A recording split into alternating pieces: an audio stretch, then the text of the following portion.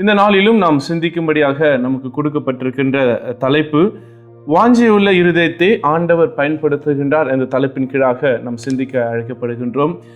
நான் இது ஒரு சின்ன கதையோடு நான் தொடங்க ஆசைப்படுகின்றேன். ஒரு நாட்டில் ஒரு வயதான ஒரு பெண்மணி இருந்தார்கள். அந்த பெண்மணி எந்த யுத்தத்துக்கும் போனதில்லை.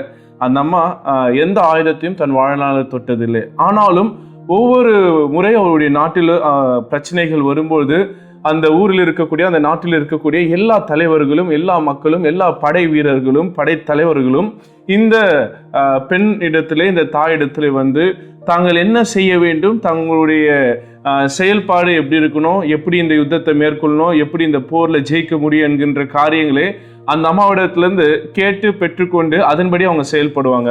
இதை புதிதாக பார்த்த ஒரு நபருக்கு ரொம்ப ஆச்சரியமா இருந்தது. அப்போ கேட்டாரு, அந்த அம்மா யாரு, ஏன் அந்த அம்மா கிட்ட போய் எல்லாரும் போய் இதுக்காக ஒரு யுத்தத்துக்காக போய் கேட்க வேண்டியது இருக்கு?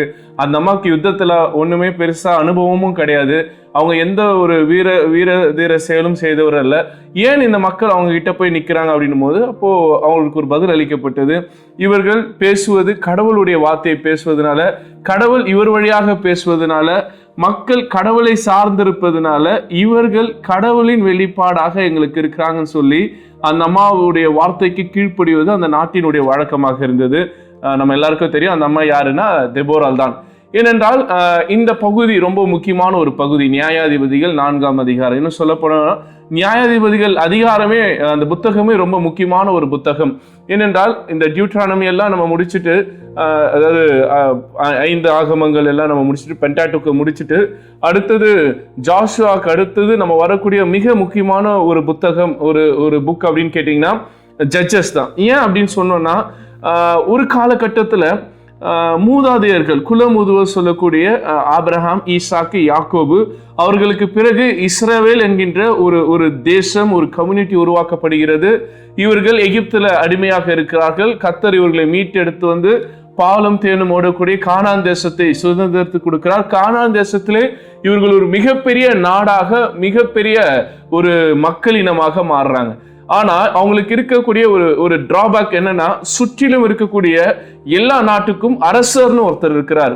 இப்ப அந்த அரசர் அந்த மக்கள் என்ன செய்ய வேண்டும், அந்த மக்களுடைய வாழ்க்கைக்கு தேவை என்ன, ஒரு பிரச்சனையோ, ஒரு எதிர்ப்போ, ஒரு போரோ, இல்ல ஒரு போர்க்களமோ வந்தா அதுல எப்படி போர்களை மேற்கொள்ள முடியும் என்பதை இந்த அரசர் அவர்களுக்கு வழிகாட்ட வசதியாக இருந்தது. ஆனால் இஸ்ரவேல் மக்களுக்கு அப்படி ஒரு அரசர் இல்லை. அதுவரையில அவர்களுக்கு இருந்தது தலைவர்கள் தான். 2 தலைவர்கள் இருந்தார்கள். மிக முக்கியமான தலைவர் மோசேக்கு அடுத்தது யோசுவா வந்தார். இப்ப யோசுவாவுக்கு அடுத்து அவர்களுக்கு தலைவர் என்று சொல்லப்படக்கூடிய பொறுப்பு பெருசா யாருக்கும் இல்லை.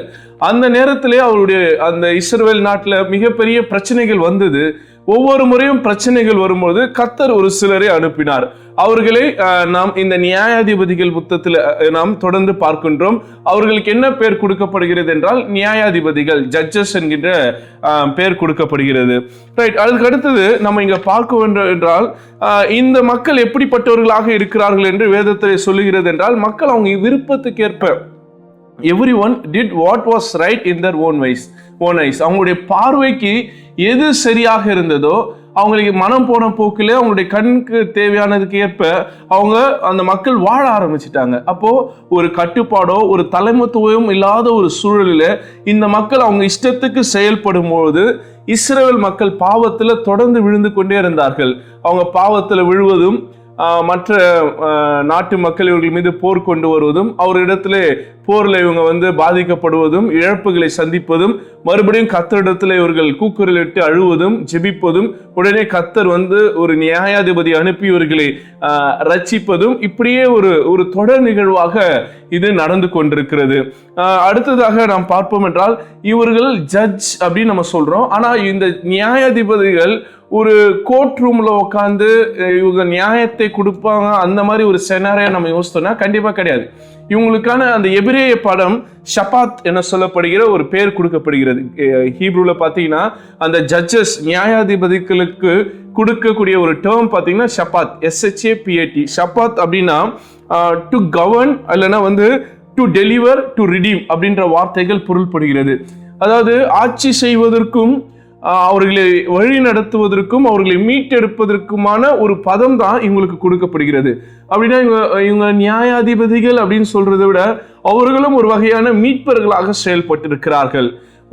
நம்ம நியாயாதிபதிகள் 1ஆம் அதிகாரத்துல நம்ம வாசித்து வந்தோம்னா கிட்டத்தட்ட 12 நியாயாதிபதிகள் வருகிறார்கள். ஆனா ஒரு சிலர் 13 நியாயாதிபதிகள் இருக்கிறதாக சொல்றாங்க. அதுல 13 என்பது இறையல் வட்டாரத்துல theological community never accept that. ஏன்னா 12 ஜட்ஜஸ் தான் அப்படின்றது தான் தியாலஜிக்கல் கம்யூனிட்டியோட டிபேட் ஆக இருக்கிறது. ஏன் அப்படின்னு பார்த்தீங்கன்னா நம்ம லைனா நம்ம பார்த்துட்டு வந்தோம்னா ஒத்னியேல் இருக்காரு, ஏஹூத் இருக்காரு, ஷம்கா இருக்காரு, தெபோரா, கிதியோன், தோலா, ஜேஸ், செப்தா, இப்சான், எலோன், அப்தோன், சாம்சன், இந்த 12 பேர்களும் இந்த நியாயாதிபதிகளாக ஜட்ஜஸாக இருக்கிறாங்க. இதுல நியாயாதிபதிகள் 7ஆம் அதிகாரத்துல அபிமெலேக் வராரு. அவர் நியாயாதிபதி கிடையாது, அவர் கடவுளால் தெரிந்து கொள்ளப்பட்டவர் கிடையாது. ஆனால் ஒரு சூழல்ல அவர் மீட்கக்கூடிய ஒரு செயலை செய்யறாரு. அதனால அவரை நியாயாதிபதியாக கொண்டு அதோட இணைக்க நிறைய இது இருக்கு, நிறைய கான்செப்ட்ஸ் இருக்கு. பட் டெக்னிக்கலா அவர் அப்படி கிடையாதுன்றது தான் அதுல இருக்கக்கூடிய ஒரு ஃபைனல் ரிசல்ட். அப்போ 12 ஜட்ஜஸ் அதை 2 பிரிவா பிரிக்கிறாங்க. 6 மேஜர் 6 மைனர் ஜட்ஜஸாக பிரிக்கிறாங்க. இந்த 12 நியாயாதிபதிகள் நாம் பார்க்கின்றோம். அதுல டெக்னிக்கலா பார்த்தோம்னா 11 பேர் ஆண்கள், ஒரே ஒருத்தவங்க மட்டும்தான் பெண்கள். அது யாருன்னா தெபோரால். ஒருவேளை தெபோரா குறித்து நம்ம நிறைய சர்மன்ஸ் கேட்டிருப்போம், விமன்ஸ் ஃபெலோஷிப்ல கேட்டிருப்போம், விமன்ஸ் சண்டேஸ்ல நிறைய ப்ரீச்சர்ஸ் டெபோராலை குறித்து பேசுவதும் அவர்களை குறித்து ஆராய்ச்சி செய்வதும் வழக்கமான ஒன்று. ஆனால் டெபோராவுக்கு இன்னும் நிறைய ஆஸ்பெக்ட்ஸ் இந்த நியாயாதிபதிகள்ல ஒளிந்திருக்கிறது. அதை நம்ம எக்ஸ்ப்ளோர் பண்ணும்போது ரொம்ப பியூட்டிஃபுல்லான விஷயங்கள் நம்ம இதுல இருந்து கற்றுக்கொள்ள முடிகிறது. ரைட், இப்ப நான் சொன்ன இந்த 12 பேர்ல 11 பேரும் நியாயாதிபதிகள் கிடையாது. அவங்க எல்லாருமே நான் சொன்ன அந்த ஷபாத் சொல்லக்கூடிய அந்த ரிடீமராக, அந்த ரட்சகர்களாக தான் செயல்பட்டாங்க. யாரும் உட்கார்ந்து மக்களுடைய குறை என்ன சொல்லுங்க அப்படின்னு கேட்டு அவங்களுக்கு நியாயத்தை கொடுக்கிற வேலை யாருமே செய்யல. அது சாம்சனா இருக்கலாம், இல்லைன்னா கிதியோனா இருக்கலாம். எல்லாருமே என்ன பண்ணாங்க, ஒரு பேட்டில், அந்த பேட்டில் இறங்கி ஒரு கடவுளுக்காக போராடி அந்த மக்களுக்கு மீட்பை எடுத்து கொடுக்கிறது, இந்த மாதிரி ஒரு ரிடீமருக்கான வேலை, ஒரு மீட்பரின் வேலையா, ஒரு ரட்சகருடைய வேலையை தான் இவங்க செய்திருக்கிறாங்க. தவிர்த்து இவங்க நியாயம் கொடுத்தாங்களா அப்படின்னு கேட்டா கண்டிப்பா இல்லை. அப்போ இந்த டைட்டிலுக்கு நியாயாதிபதிகள், ஜட்ஜ் அப்படின்ற டைட்டிலுக்கு ஒரு ஆப்டான ஒரு பர்சன் அப்படின்னு கேட்டா அந்த 12 பேர்ல டெபோரா அப்படின்றது தான் பதிலாக இருக்கிறது. டெபோராலை குறித்து நாம் பார்ப்போம் என்றால் 4ஆம் அதிகாரம் 4ஆம் வசனம் இப்படியாக சொல்லுகிறது: அக்காலத்திலே லபிதோத்தின் மனைவியாகிய தெபோரால் என்னும் தீர்க்கதரிசியானவள் இஸ்ரவேலை நியாயம் விசாரித்தாள். இங்க பார்க்கும்போது 2 டைட்டில் தெபோராலுக்கு கொடுக்கப்படுகிறது.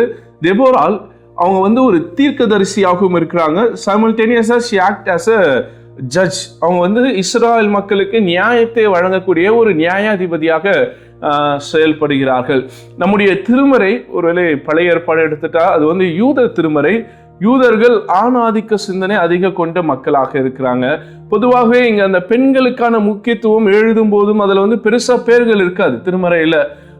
ஒருவேளை நாமான் வீட்டில் இருந்த அந்த பணிப்பெண் அப்படி வேலைக்காரி அப்படின்னு தான் இருக்கும். நிறைய இடங்கள்ல பேர்களோ அவங்களை குறித்து ரொம்ப விமன் லீடர்ஷிப்பை குறித்து பெருசா இருக்காது. ஒருவேளை மோசஸ் எவ்வளவு அளவுக்கு குளோரிஃபை பண்ணியிருக்காங்களோ அந்த அளவுக்கு மிரியம் குளோரிஃபைட் ஆனாங்களான்னா கண்டிப்பா கிடையாது.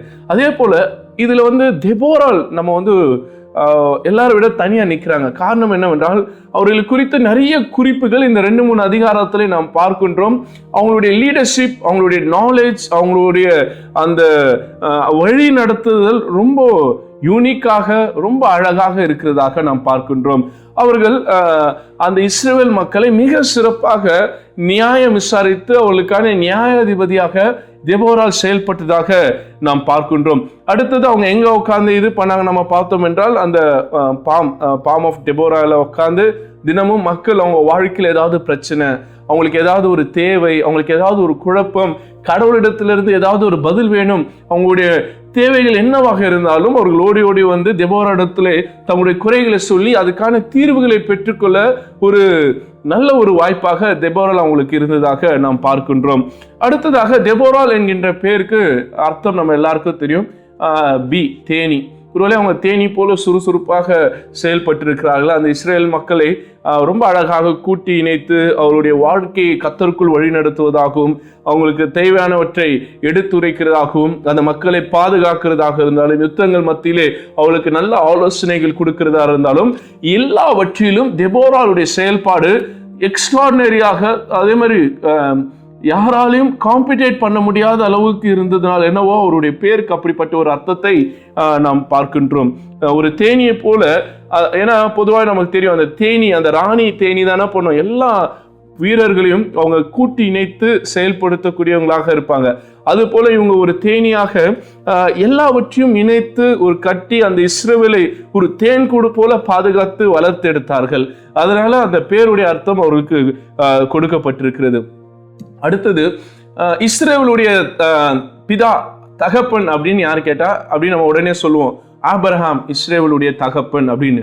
ஆனால் இஸ்ரவேலுடைய தாய் அப்படின்னு கேட்டா நம்ம சாரான்னு சொன்னோம்னா அது தப்பு. உண்மையான இஸ்ரவேலின் தாய் அப்படின்னு கேட்டீங்கன்னா அது தெபோரால் தான். ஒருவேளை நான் சொல்றேன் அப்படின்னு கேட்டீங்கன்னா கிடையாது. வேதாகமத்திலே அதுக்கான ஒரு குறிப்பு இருக்கிறது. 5ஆம் அதிகாரம் 7ஆம் வசனத்தை நாம் வாசித்து பார்ப்போம் என்றால், தெபோராலாகிய நான் எழும்பும் அளவும் இஸ்ரவேலின் நான் தாயாக எழும்பும் அளவும் கிராமங்கள் பாழாய் போயின. இஸ்ரவேலின் கிராமங்கள் பாழாய் போயின. அவர்கள் தன்னை ஒரு அரசியாகவோ ஒரு ராணியாகவோ இல்லை ஒரு அதிகாரம் நிறைந்தவர்களாக எழுப்ப வேண்டும் என்று கேட்கல. அந்த வசனம் ரொம்ப அழகா சொல்கிறது. தெபோராலாகிய நான் எழும்பும் அளவும் இஸ்ரவேலிலே நான் தாயாக எழும்பும் அளவு. அந்த இடத்துல அவங்க நான் ராணியாக போட்டிருக்கலாம், இல்லை நான் ஒரு அதிகாரியாக போட்டிருக்கலாம், இல்லை ஒரு அதிபதியாக போட்டிருக்கலாம். ஆனால் அந்த அம்மா சொன்ன அந்த வார்த்தை, நான் தாயாக எழும்பும் அளவும் கிராமங்கள் பாழாய் போயின, இஸ்ரவேலின் கிராமங்கள் பாழாய் போயின. அப்போ ஒட்டுமொத்த இஸ்ரவேல் சமுதாயத்திற்கும் இஸ்ரவேல் மக்களுக்குமான ஒரு தாயாக தெபோரால் செயல்பட்டதை நாம் இந்த பகுதியிலிருந்து நாம் கற்றுக்கொள்ள முடிகிறது. அதே போல பொதுவாகவே ஒரு பெண் அப்படின்றவங்க இந்த திருமறையில் வருவார்கள் என்றால் இம்மிடியேட்டா அவங்களுடைய கணவர் அங்கே ஃபோர்ஸ் ஷேடோ பண்ணிடுவாங்க, இல்லை ஏதோ ஒரு ஆண் ஃபோர்ஸ் ஷேடோ பண்ணிடுவாங்க.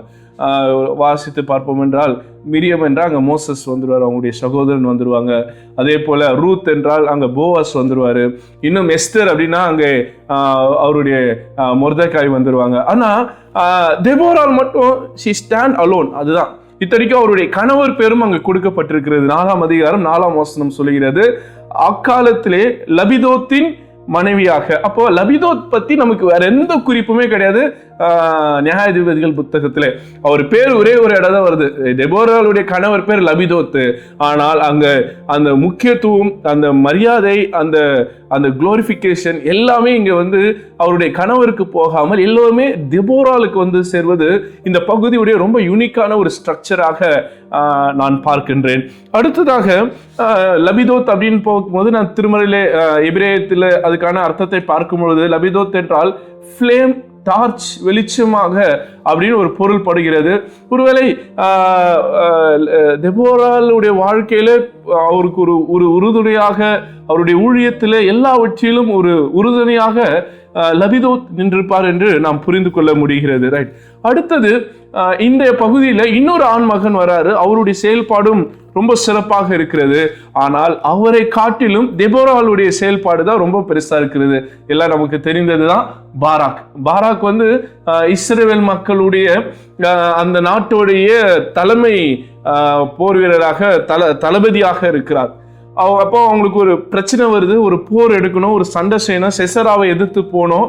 அப்போ தெபோரால் தீர்க்க தரிசனம் சொல்றாங்க, நீங்க போங்க, நீங்க ஜெயிப்பீங்க அப்படின்னு சொல்லி அனுப்புறாங்க.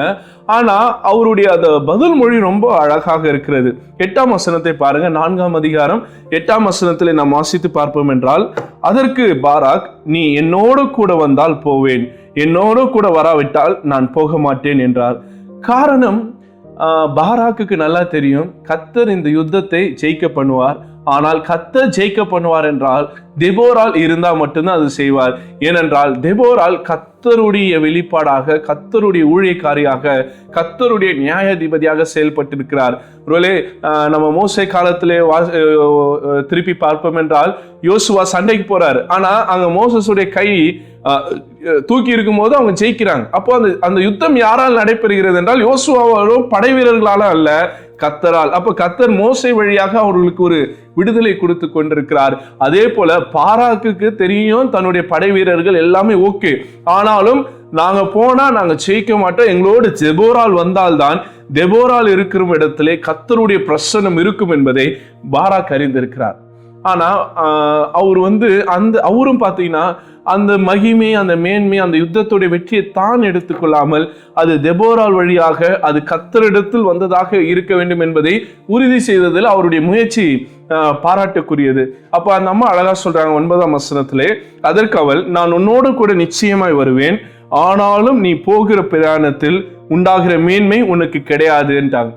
நான் வந்து நிப்ப, அந்த யுத்தம் நீ ஜெயிப்ப, அதுல ஒரு மேன்மை கிடைக்கும், ஆனா அந்த மேன்மை பாராக்குக்கு வராது அப்படின்னு சொல்றாங்க. அடுத்தது பாருங்க, கர்த்தர் சிஸ்ராவை ஒரு ஸ்திரீயின் கையில் ஒப்பு கொடுத்தார் என்று சொல்லி தெபோரால் எழும்பி பாராக்கோட கூட கெதேசுக்கு போனாள். அங்க பாத்தீங்கன்னா அவங்க சொல்லிட்டாங்க, ஒரு விமனாலதான் இந்த விக்டரி வரும் அப்படின்னு இருக்கணும்னா பாராக்கு அதெல்லாம் பிரச்சனையே கிடையாது. நம்ம யோசிக்கலாம், அங்க தெபோரால் ஓகே. இன்னொரு காரியத்துல அங்க நம்ம பார்ப்போம் என்றால், அந்த யுத்தம் யாரால இது பண்ணப்பட்டது என்றால் யாகேலுடைய செயல்பாடும் அங்கே இருக்கிறதாக நாம் பார்க்கின்றோம், சிசேராவுடைய அழிவிலே. அப்படி என்றால் அப்போ அந்த வாக்குத்தத்தம் நிறைவேற்றப்படுகிறது. ஒரு பெண்ணினால் அந்த வெற்றி அவர்களுக்கு உறுதியளிக்கப்படுகிறது. ஆனாலும் அந்த பாராக் தனக்கு உண்டான அந்த மேன்மை தனக்கு இல்லைன்னா கூட பரவாயில்ல, கர்த்தர் அந்த இடத்தில் மேன்மைப்படணும், அதுக்கு தெபோரால் அந்த இடத்துல இருக்க வேண்டும் என்று பாராக் தெபோராலை அழைத்து போகின்ற அந்த செயல்பாடும் மிக மிக பாராட்டுக்குரியது. ஒட்டுமொத்தமாக இந்த பகுதியை நாம் யோசித்து வாசித்து பார்ப்போம் என்றால், இது ஆழ்ந்து தியானிப்போம் என்றால், கர்த்தருக்கு நாம் கீழ்ப்படிவோம், கர்த்தருடைய சத்தத்திற்கு நாம் செவி கொடுப்போம் அப்படின்னு வச்சுங்களேன், ஆண்டவர் ரொம்ப சிறப்பாக நம்மை வழி நடத்த வல்லவராக இருக்கிறார். ஒருவேளை இதுக்கு முன்னாடி அந்த 11 நியாயாதிபதிகள் நான் சொல்லி இருக்கிறேன். அந்த 11 பேரும் போர் வீரர்களாக, பராக்கிரமம் செய்கிறவர்களாக செயல்பட்டிருக்கிறாங்க, யுத்தத்துல ஜெயிச்சிருக்கிறாங்க. ஆனால் இந்த அம்மா கர்த்தரின் வார்த்தையை மட்டும் வைத்து இந்த யுத்தத்தை அவர்கள் ஜெயித்திருக்கிறார்கள் என்பதுதான் ரொம்ப உண்மையான காரியம். சில நேரங்களில் நம்மளே யோசிப்போம், இவங்களை வச்சு இந்த காரியத்தை சாதிக்கலாமா, அவங்கள வச்சு இதை சாதிக்கலாமா, இந்த தலைவரை போய் பார்க்கலாமா, இந்த அதிகாரி வச்சு நம்ம இதை நடத்தலாமா. யாரை காட்டிலும் கர்த்தர் உடைய ஒரு வார்த்தை போதும் அந்த சூழ்நிலைகளை மாற்றி அமைப்பதற்கு. அதற்கு ஒரு மிகப்பெரிய உதாரணம் இந்த நாளிலே தெபோரால் இருந்திருக்கிறாங்க. தெபோராளுடைய வார்த்தையின்படி கர்த்தர் காரியங்களை செய்திருக்கிறார், அதன் வழியாக அவர்கள் வெற்றிகளை பெற்றிருக்கிறார்கள். இன்னைக்கும் கர்த்தருடைய வார்த்தை நமக்கு வரணும். கர்த்தருடைய பிள்ளைகளாய் நாம் சொல்லக்கூடிய வார்த்தைகள் நம்முடைய வாழ்க்கையில செயற்படணும்னா நம்முடைய இருதயம் கர்த்தருக்கு ஏற்புடையதாக இருக்கணும். ஏனென்றால் கர்த்தருக்கு ஏற்புடைய இருதயத்தின் வழியாக கர்த்தர் தம்முடைய வேலைகளை செய்கிறவராக இருக்கிறார். தெபோராளுடைய இருதயம் கர்த்தருக்கு ஏற்புடையதாக இருந்தது, அதனால் கர்த்தர் காரியங்களை வாய்க்க பண்ணினார். இந்த இரவேளையிலே இந்த வார்த்தைகளை கேட்டுக்கொண்டிருக்கிற நம்மளுடைய இருதயங்கள் கர்த்தருக்கு ஏற்புடையதாக, கர்த்தர் விரும்பத்தக்கதாக இருக்கிறதா நம்ம சிந்தித்து பார்க்க கர்த்தர் நம்மை அழைக்கிறார். ஒருவேளை தெபோராவோடு செயல்பட்ட ஆண்டவர் இன்றைக்கு உங்களோடும் என்னோடும் அவர் செயல்பட வல்லவராக இருக்கிறார். அதுதான் இந்த நாளோட ரொம்ப அழகான தலைப்பு, God uses willing heart. எந்த இருதயம் கர்த்தருக்காக செயல்பட விரும்புகிறதோ, எந்த இருதயம் கர்த்தருக்காக ஊழியத்தையும் அவருடைய சித்தத்தை நிறைவேற்ற விரும்புகிறதோ, கர்த்தர் அந்த இருதயத்தை கொண்டு தம்முடைய வேலைகளை செய்ய வல்லவராக இருக்கிறார். நம்முடைய இருதயங்களை கர்த்தரிடத்தில் திறந்து கொடுப்போம். கர்த்தர் தாமே இந்த வார்த்தைகளை நமக்கு ஆசீர்வதித்து தருவாராக.